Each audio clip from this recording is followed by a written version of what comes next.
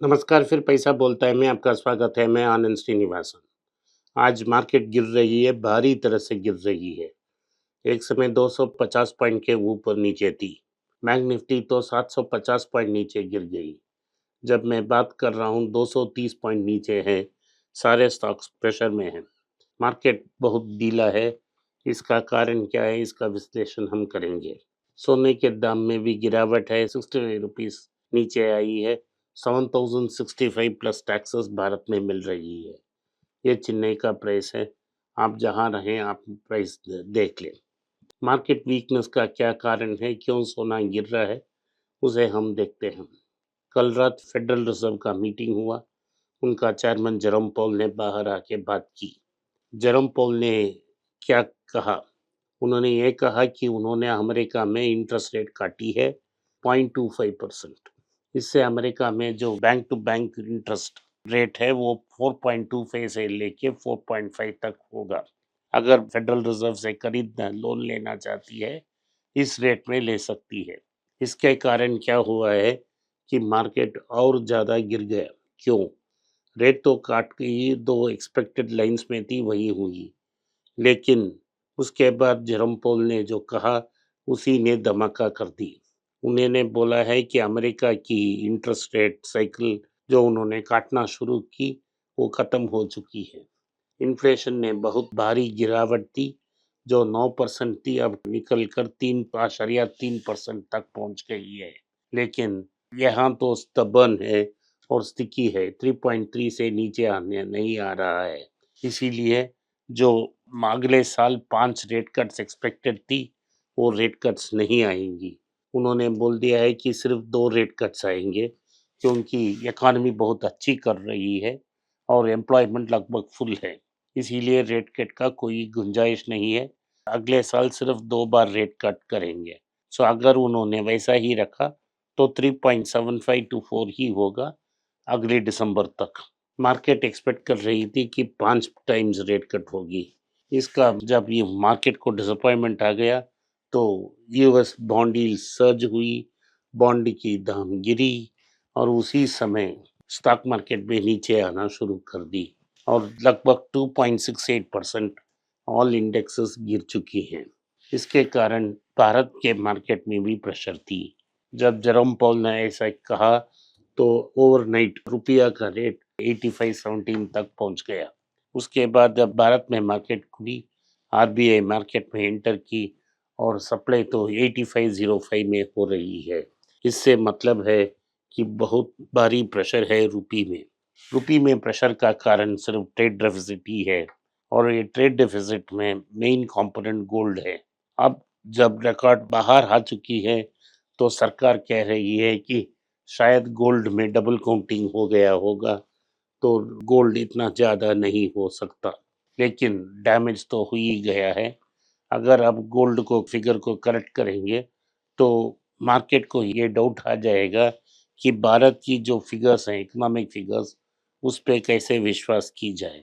तो overall market में ये न्यूज़ चला गया कि हमारा डेफिसिट $37 बिलियन तक है, जो नॉर्मली $17 बिलियन तक होना चाहिए।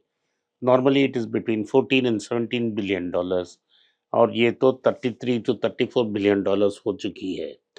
अगर गोल्ड के लिए करेक्ट करें तो 21 या 22 बिलियन डॉलर तक ही आ सकती है। लेकिन रुपया तो बड़ा प्रेशर में है और इससे क्या हो गया कि जो नॉन डिलीवरेबल फ्यूचर्स मार्केट है वहाँ आरबीआई ने डॉलर को शॉर्ट की है। अभी नॉन डिलीवरेबल मार्केट में डिलीवरी नहीं देना है तो सिर्फ डिफरेंस जो है उसे कैश में सेटल करना है। हमारा जो रिजर्व्स हैं कुछ कम हो सकते हैं। इसके कारण इंडिकेशन क्लियर है कि रुपया वीक होगा और अभी रुपया बहुत वीक है।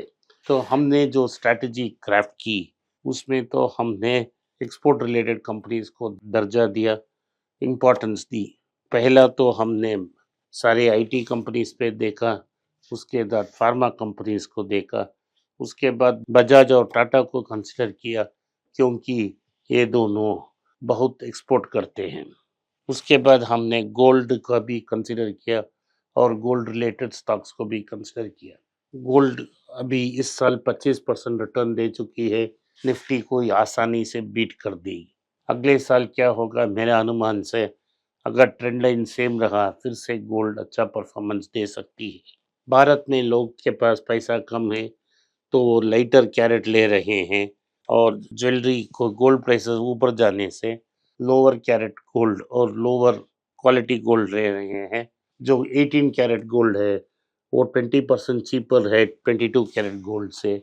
सो 18 कैरेट गोल्ड की डिमांड बहुत ऊपर गई है।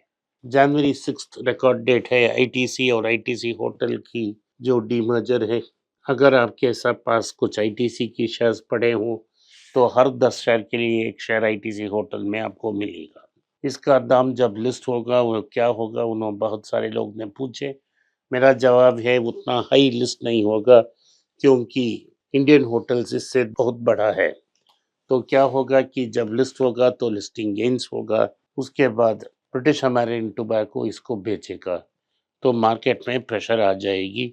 हमको ये देखना है कि इमीडिएटली वो बेचेंगे या वेट करके इन स्लोली स्लोली बेचेंगे ताकि प्राइस उनको बेटर आ सके, लेकिन वो तो बेचना तय है।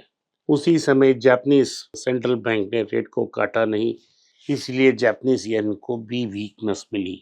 लेकिन जापान में क्या है कि उनकी जो कंपनियां हैं वो एक्सपोर्ट मार्केट में ही डिपेंडेंट है क्योंकि उनकी मार्केट बहुत कम है।